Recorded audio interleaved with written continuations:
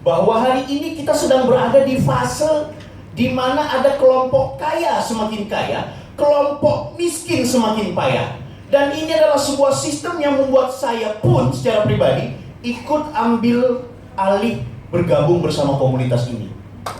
Ya, bukan soal 30%, walaupun itu asyik. Bukan soal MMM ada 100%, walaupun itu nikmat. Harapan atas bonus-bonus is okay.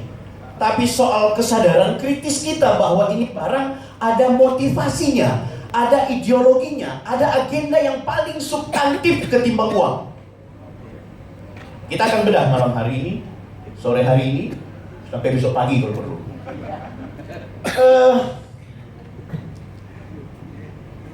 Ini bisa dibaca ya, Pak? Ini kata melanjutkan MMM Indonesia. Ini saya singgung buat teman-teman yang sudah jadi partisipan MMM. Lanjut atau tidak? Hari ini coba kita kupas. Saya ingin menyampaikan tentang sistem, walaupun sebenarnya banyak yang lebih berkapasitas. Di sini ada ketua FKMI, Forum Komunitas Laki-laki. Beliau laki-laki, serta istri juga luar biasa. Ada banyak pengurus FKMI, banyak leader-leader, Pak, nasional yang hebat di regionalnya masing-masing dan juga punya nama. Karena Facebook nggak terkenal, Pak. Ya, teman-teman yang belum bertemu dengan saya dan baru bertemu hari ini, perkenankan saya adalah artis di YouTube dan Facebook khusus Mafrodian. Jadi kalau untuk minta tanda tangan, insya Allah di sini bisa kita alokasikan waktu. Boleh begitu, panitia? Oke, selanjutnya saya percepat saja karena waktu kita terbatas dan mudah-mudahan nanti banyak teman-teman yang ikut membackup saya kalau kemudian ada serangan fajar. Kalau ada pertanyaan-pertanyaan atau ada hal-hal yang perlu kita diskusikan. Terserah, Pak, Anda mau menerjemahkan MMM itu apa, terserah. Ada yang bilang manusia membantu manusia, walaupun itu juga bias. Ada yang bilang mamaku, mamamu, dan mamahnya, terserah. Ada yang bilang Mafrodi, Mondial Money Box, terserah. Saya kira Sergi Mafrodi tidak pernah menulis ini gitu. Yang dia tulis itu ada bahasa apa? Mogi, mozi, mogo, apa, tidak jelas itu bahasa Rusia gitu. Artinya yang tidak berkepentingan dilarang masuk. Dan tapi saya ingin mempertegas bahwa MMM adalah sebuah komunitas sosial sistem keuangan. Harus kita garis bawahi, ini komunitas sosial, Pak. Bukan bisnismen. Bukan tempatnya Anda yang punya orientasi profit. Sekali lagi, is okay lah kita punya harapan soal profit. Tapi juga jangan lupa kita punya daya nalar kritis yang harus membahas soal apa MMM yang sesungguhnya. Bapak Ibu, ini juga sebenarnya MMM ada peningkatan ketika dia memperkenalkan sistem keuangan melalui uang virtual yang kita sebut dengan Bitcoin. Saya kira nanti kita ada forum khusus bicara soal Bitcoin. Tapi perkenalkan, saya akan menggambarkan MMM secara umum. Walaupun Anda semua mengaku sudah menikmati, sudah pernah mendengar, sudah membaca di Google, tapi kadang-kadang miscommunication kita, kadang-kadang misunderstanding apa yang dimaksud dengan MMM.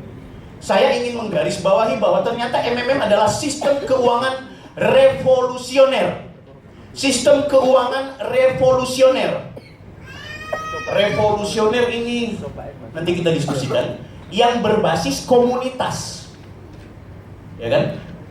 Berbasis komunitas sosial yang diciptakan oleh Mr. Sergei Mafrodi dari Rusia sejak 1989. Kalau kita mau jelaskan ini terlalu panjang, dengan konsep saling memberi dan menerima bantuan uang sesama anggota. Apakah di luar anggota boleh menerima bantuan? Sebenarnya tujuan utamanya itu. Duit yang diterima sesama anggota itu ujung-ujungnya dilempar kepada orang yang berhak. Makanya sebenarnya salah kalau orang miskin join MMM. Bikin repot aja. Kita itu harus orang-orang kaya yang join di MMM. Duit yang nggak dipakai, yang mau dibuang di sampah, join MMM, uang yang kita lebih, keuntungan yang kita dapatkan, kita lempar buat orang yang berhak. Salah kira-kira? Saya mau tanya, salahkah sistem ini? Tidak. Bahkan haramkah ini? Iya dong. Ya sudah, soal nanti efek kelemahan, sedangkan agama aja banyak kelemahan, apalagi cuma MMM. Kan gitu. Oke, selanjutnya. Sebelum saya lanjutkan ya, saya ingin tegaskan di sini ada kalimat yang menyatakan bahwa Cepat ya.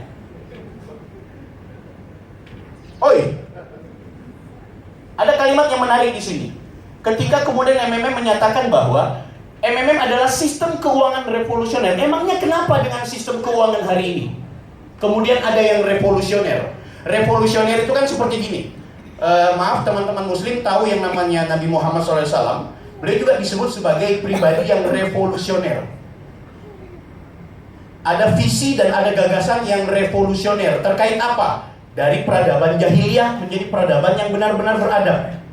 Ada sebuah sistem kehidupan yang tidak beradab menjadi beradab. Karena dia punya visi yang revolusi. Dari sistem pemerintahan Orde Baru menjadi sistem pemerintahan reformasi. Walaupun paling banyak korupsi di situasi ini. Nah, MMM melihat, khususnya Mr. Sergei Mavroди melihat ada sistem keuangan yang biadab. Saya minta maaf direktur bank, direktur asuransi, saya minta maaf. Siapa saja Anda yang hari ini bermazhab sistem keuangan modern, menurut MMM yang kemudian diwakili oleh Mr. Sergei Mavrodi dan kami yang menjadi pengikut mazhab Mavrodi menganggap sistem keuangan hari ini atau peradaban yang kita dapatkan dalam kehidupan sistem keuangan sosial kita itu biadab. Biadab. Tapi ada yang ngolok, Pak. Lebih biadab lagi ketika Mavro buku. Siapa suruh join MMM? Kan gitu. Artinya ada sebuah sistem yang berantakan. Ini yang kemudian MMM hadir. Ini revolusioner, kita harus rubah, kita harus lawan. Makanya ketika MMM itu mengajak teman-teman bergabung, keliru kalau di hotel. Ini kritik saya kepada teman-teman. Kita tuh harus demo di jalan. Tolak sistem keuangan yang hari ini membuat orang miskin semakin sakit kepala. Wallahi sakit kepala. Ngansur itu sampai 12 kali, cuma 3 kali jantungan. Di Manado, Pak, di Manado. Ada keluarga saya, itu pinjam uang sama rentenir. Dikasih pinjam. Ngansur kedua kali aman. Ketiga kali aman. Keempat kali gagal. Ini 12 kali. Datang lagi yang tukang debt collector tuh, yang kelima gagal. Selalu ditanya sama anaknya, mana mama? Oh lagi keluar. Kemudian hari ke-6 debt collector datang ke rumah. Kemana ibu? Ini angsuran yang ke-6, masalahnya sudah sangat terlalu berbunga akhirnya. Ini kebetulan karena si anak ini kompak dengan mama. Mama setiap datang debt collector sembunyi di bawah garden seperti itu. Sembunyi. Ini orang debt collector datang. Itu kok ada kok kakinya kelihatan nih. Tapi sudah sepakat sama anak. Anak bilang, "Bapak, Om, Mama baru saja pergi." "Oh, begini deh ya. Nanti kasih tahu sama Mama, lain kali kalau mau keluar bawa kakinya." Karena ketakutan, Pak. Sembunyi di bawah belakang gorden itu. Kaki kelihatan. Ya udah, lain kali kalau misalnya jalan bilang sama Mama, kakinya dibawa. Jangan cuma dibaring di bawah gorden. Ini peristiwa, fakta. Apalagi Anda yang bukan keturunannya Abu Rizal Bakri. Kalau cuma lahir dari pesisir, jangan pernah ngutang, Pak. Nah, MMM ini datang untuk itu, Pak. MMM datang ini untuk itu, ya kan? Oke, selanjutnya yang paling utama konsepnya adalah saling memberi bantuan dan menerima bantuan. Ini dulu, inilah yang disebut dengan ideologi soal memberi bantuan itu tadi. Ya, jadi Anda tidak kami undang untuk bergabung bersama sebuah lembaga di mana Anda untuk kemudian mencari keuntungan dan uang banyak-banyak. Enggak. Kami cuma mengajak Anda untuk kita membuka bahwa hari ini ada sebuah peradaban yang rusak. Sistem keuangan yang tidak adil. Perbudakan modern. Dulu perbudakan itu tanam paksa. Sekarang perbudakan itu Anda ngutang, hidup Anda harus nyetor terus. Itu budak. Saya minta maaf kalau teman-teman sales kredit di sini, tapi ini fakta. Dan Anda juga menginginkan bonus, bukan? Sehingga itu Anda mencari pelanggan. Kasihani dong, walaupun saya juga BPKB lagi sekolah. Kan gitu. Karena kondisi. Ini peradaban. Kita setidaknya secara kritis harus memahami ini. Oke. Mudah-mudahan terbaca. Saya akan bacakan ya. Sergei Mavrodi. Apa kemudian motivasi dia membuat MMM? Tolong dibaca baik-baik, terserah Anda punya prasangka buruk atau tidak terhadap founder ini. Dia ingin mengatakan bahwa motivasi saya adalah moral sepenuhnya. Moralitas dia sebagai seorang anak manusia. Aku harus melakukannya ketika dia menciptakan MMM. Karena ini adalah kewajiban sipilku. Pertanyaannya, adakah kita punya nalar kritis ketika kita memposisikan diri sebagai orang sipil yang punya kewajiban terhadap manusia yang lain? Jujurlah, kalau kita ini orang pelit, ya kan? Aku rasa jika aku bisa membantu orang, maka aku harus melakukannya. Itu adalah kewajiban sipilku, dan kurasa aku benar. Maka tidak ada yang bisa menghentikanku. Makanya Sergei Mavroди itu masuk penjara, keluar lagi. Masuk penjara, keluar lagi. Masuk penjaranya Pak, bukan karena penipuan, tapi karena tuduhan yang sampai sekarang itu nggak mampu dibuktikan. Ketika dia dijebloskan di penjara gara-gara MMM ini, yang keluarin dia siapa? Rakyat. Rakyat yang demo ke Rusia, ke pemerintah Rusia, tolong keluarin Sergei Mavroди karena dia tidak bersalah. Kami malah sejahtera gara-gara Sergei Mavrodi. Karena faktanya adalah Sergei Mavrodi berlawanan dengan sistem keuangan global yang dikuasai oleh negara dan konglomerat. Saya minta maaf kalau ada pejabat di sini, ya kita otokritik saja. Ini hak kita dalam konteks beropini dan berpendapat dan berideologi. Kalau saya mau di MMM, emang kenapa? Peduli amat dengan restoran 4. Saya cuma PH 200.000 kok. PH-nya gede. Ada fakta statement yang juga menarik dari Sergei Mavrodi. Aku akan menghancurkan sistem keuangan global yang tidak fair dan tidak manusiawi ini. Anda harusnya belajar dong. Apa maksudnya Sergei Mavrodi mengatakan bahwa sistem keuangan hari ini tidak fair? Dari sisi mananya? Kenapa kita tidak bedah sistem itu? Kenapa Anda bangga sekali ketika membuat banyak rakyat kita itu terjerumus kepada sistem hutang?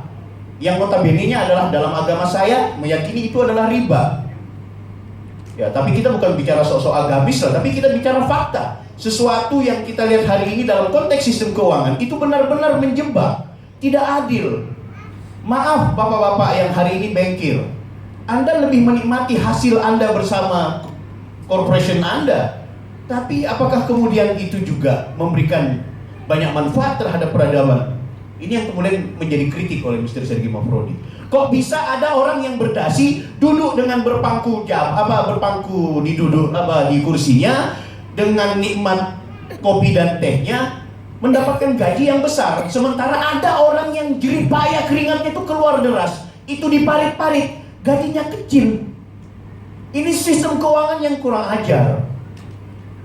Anda yang cuma karena kebetulan status jabatannya sebagai kepala ini, kepala itu kemudian mendapat gaji gede, sementara teman-teman yang kerjanya keras lebih membahayakan dan beresiko ketimbang Anda, tapi kemudian dia lebih gajinya kecil ketimbang Anda. Ini kan problem, Bapak. Sergei Mavrodi mengkritik itu, sehingga itu dia menawarkan sebuah konsep baru. Soal ada kelemahan atau tidak urusan belakang. Sekali lagi, agama saja yang suci, banyak yang gagal menjalaninya. Apalagi cuma MMM. Oke, kita lanjut. Harus ditegaskan Bapak, MMM itu bukan MLM.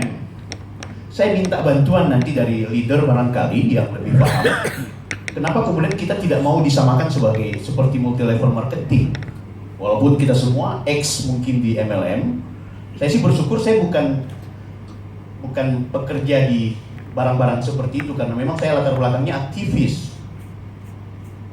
Walaupun MLM juga banyak membuat orang sukses dan banyak membuat orang berpengalaman. Karena ketahuilah sistem multi level marketing selalu yang paling di atas menikmati hasil jerih payah keringat di bawah. Sementara MLM tidak bisa seperti itu. Anda di atas bisa saja Anda yang roboh, Anda di tengah bisa saja yang roboh, Anda di bawah bisa saja Anda yang jatuh. Tapi ketahui juga, Anda di bawah, Anda di atas, Anda di tengah, kadang-kadang Anda yang lebih hebat. Kan gitu. Karena sistem piramidanya bukan piramida statis, tapi piramidanya itu dinamis. Kadang-kadang ada yang lebih awal justru lebih menguntungkan kalau kita bicara nalar bisnisnya. Yang paling bawah juga kadang-kadang lebih hebat ketimbang yang ada di atas. Kan gitu. Makanya di MMM itu keliru kalau ada istilah bilang Anda yang paling di atas, Anda yang paling itu tidak ada di MMM.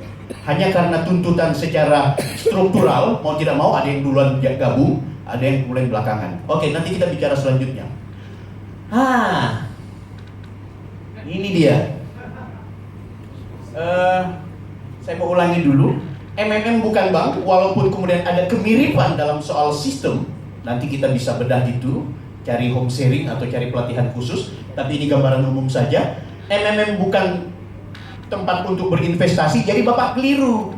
Ada modal di bank 10 juta simpan, datang ke MMM dikasih masuk 10 juta. Itu namanya orang Manado bilang tolo-tolo. Duit dapur 10 juta dibawa untuk di MMM yang nggak ada jaminannya. Makanya di MMM itu kalau bukan besok, ini mungkin besok ya, restart mungkin besok. Bukan begitu loh? Belum ya, oke. Atau lusa, atau 2 tahun kemudian, atau sekian lama, wallahu a'lam bishawab. Jangan pernah menjadi analisis yang hebat di MMM. Jangan terlalu bereforia. MMM adalah ini, MMM adalah besok restart. Kan gitu. Long life. Long live, long live, Long life. long live. Long life. Besok restart longgar. Longgar lutut. Karena PH pakai duit BPKB. Ini problem. Ini bapak-bapak, Anda kalau mau join di MMM, tolong. Kami ini sepakat, ini orang-orang gila nih yang pakai baju MMM ini, orang-orang gila. Sudah restart berkali-kali, dicaci maki, dihina-hina, dituduh perampok, wah, kulluhum duluhan. Tetap juga ber-MMM. Anda yang belum join MMM seharusnya mikir, kok bisa ya mereka masih bertahan? Ada sesuatu yang menarik dan indah di MMM kalau begitu. Mantap. Ya, Bu, saya juga orang waras seperti Anda. Ngapain saya mau diam-diam di MMM berlama-lama kalau kemudian saya menganggap ini sesuatu yang mudarat? Tapi karena logika saya yang diistilahkan oleh Bang Rudi tadi, ada alam di bawah sadar kita yang harus kita galakkan, bahwa kita sadar sesadar-sadarnya ada sesuatu yang misi ideologinya lebih substansial ketimbang untung dan rugi di MMM. Jadi tolong, jangan gade BPKB. Tolong, jangan jual ini jual itu. Bergabunglah, tidak usah keluarkan uang sesen pun, jangan. Bergabunglah bersama kami, orang-orang yang secara kritis menganggap bahwa peradaban di dunia ini telah menindas orang yang di bawah dan menginjak-injak kami yang ada di bawah. Kami adalah orang-orang yang punya nalar kritis yang menganggap bahwa penguasa adalah orang-orang zalim. Ngutang sama yang namanya konglomerat. Negara mau menjamin kita. Ibu kira di uang lebih di bank itu Anda dijamin 100%? Tidak. Paman saya nasabah Century sampai sekarang. Wassalam. Wassalam. Dia bilang ikhlas beramal. Memang Kementerian Agama ikhlas beramal. Kata lembaga penjamin apa ya? Simpanan.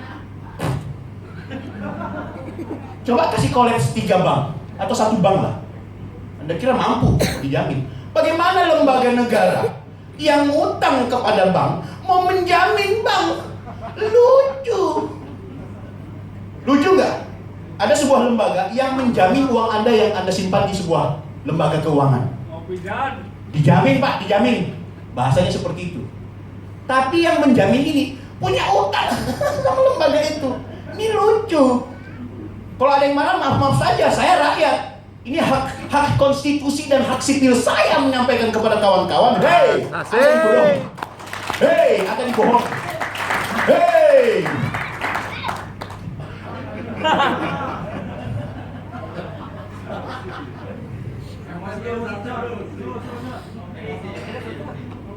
Sebentar Pak, lagi naik daun Pak.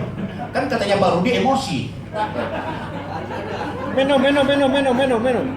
Kan gitu Om, saya minta maaf ya, nggak apa-apa lah sekali-sekali. Bukan bisnis dan bukan manegem. Nanti teman-teman yang lain ceritakan apa sih manegem itu, bermain permainan uang. Kan tuduhan kita dibilang skema Ponzi lah. Heleh, saya bukan ekonom ya, saya tidak peduli dengan istilah-istilah itu. Saya sosiolog, saya adalah budayawan, sehingga itu saya lebih menganggap sesuatu yang positifnya. Bagi saya ada ideologi yang begini, yuridullah bikumul yusra wala yuridu bikumul usra. Kemudahan dan kenikmatan itu yang lebih diutamakan. Tuhan itu menjamin itu. Kenapa Anda persulit saya? Kalau enak nikmat dengan MMM, kenapa Anda persulit? Asik Pak, 30%. Nah, bentar Pak ya. Ini masalahnya kacau gitu nih Pak. Mana dia? Ini 30%. Nah ini yang jadi masalah.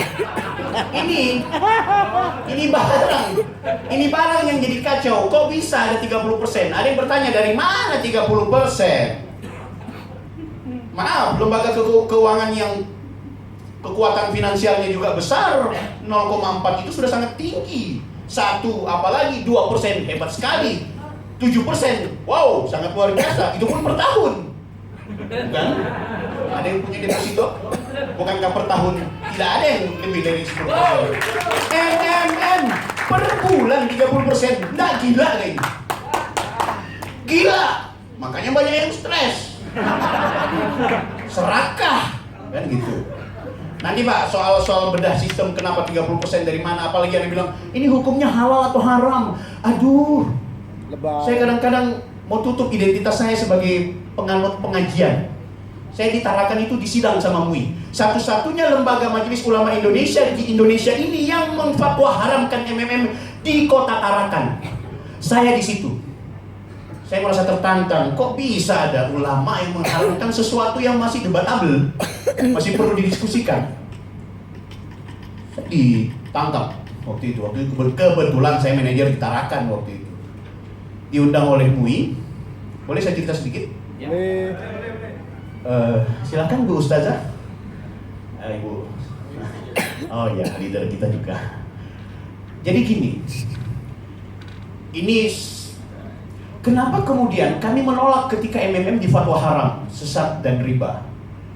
Karena 30% itu bukan bunga. 30% itu juga bukan hasil simpan pinjam.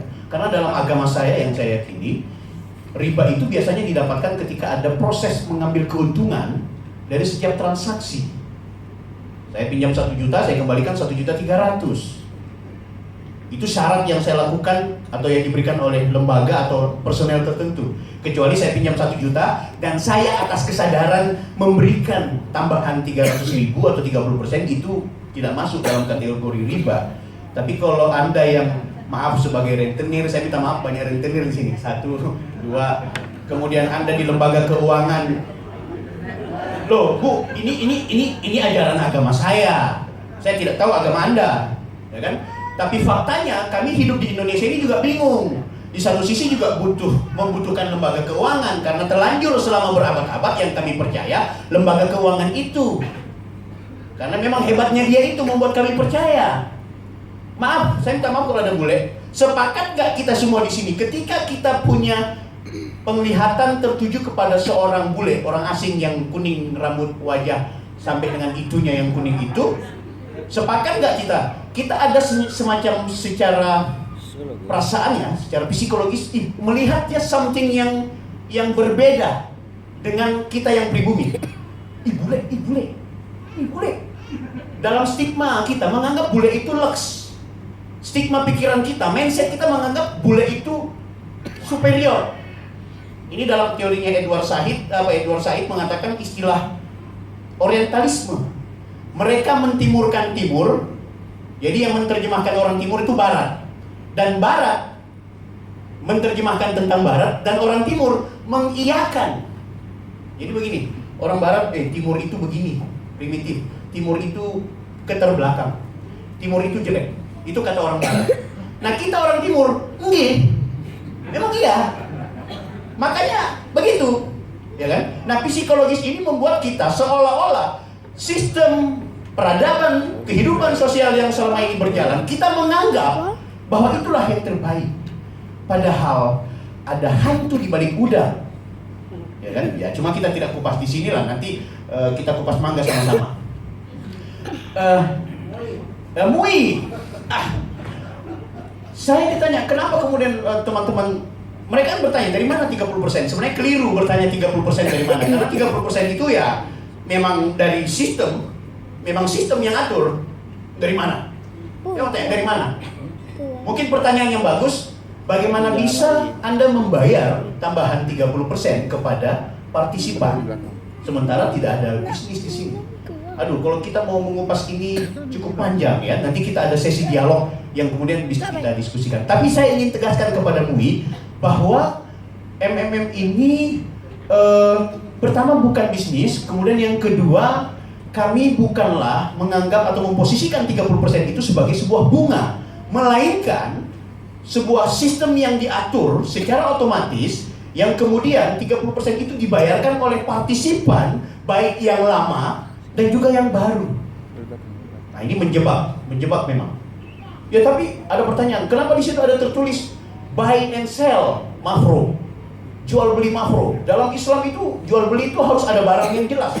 Sampai orang ahli yang urusan santri di sini kan begitu. Dalam Islam ada teori yang mengatakan bahwa jual beli itu harus ada barangnya, ada yang menjual, ada yang membeli. Waduh, kalau begini bisnis online banyak yang kacau.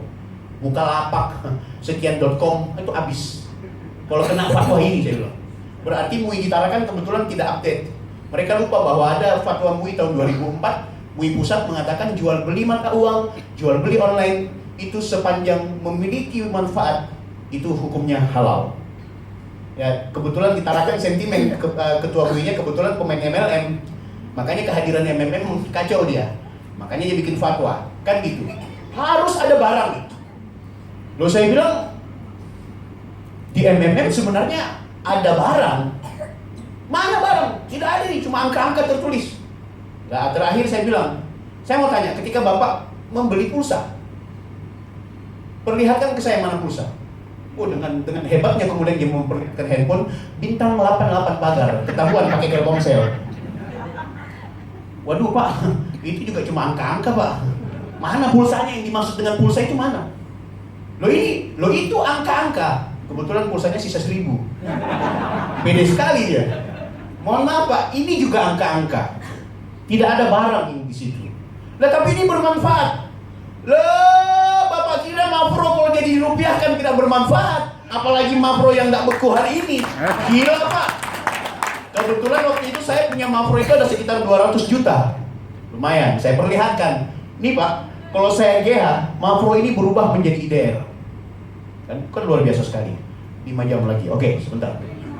Oke, saya percepat. Nah sekarang bagaimana? Ini contoh yang terlalu tekstual. Ini contoh saja bagaimana sistem MMM itu bekerja. Saya percepat ya, semoga cepat. Misalnya si Budi berpartisipasi 10 juta. Ini 10 juta bagi Anda yang punya tabungan 5 miliar. Kalau cuma di bank cuma 15 juta, janganlah. Ntar leader lagi kemudian jadi. Sistem MMM mencarikan pasangan. Jadi begitu saya bergabung, saya memberikan partisipasi sebesar 10 juta. Sistem yang mengatur. Jadi bukan kirim ke MMM ya, bukan kirim ke MMM, tapi sistem kita order namanya PH. Kemudian sistem akan mencarikan pasangan. Budi bisa saja diperintahkan untuk mentransfer kepada satu orang sebesar 10 juta, bisa saja dibagi-bagi.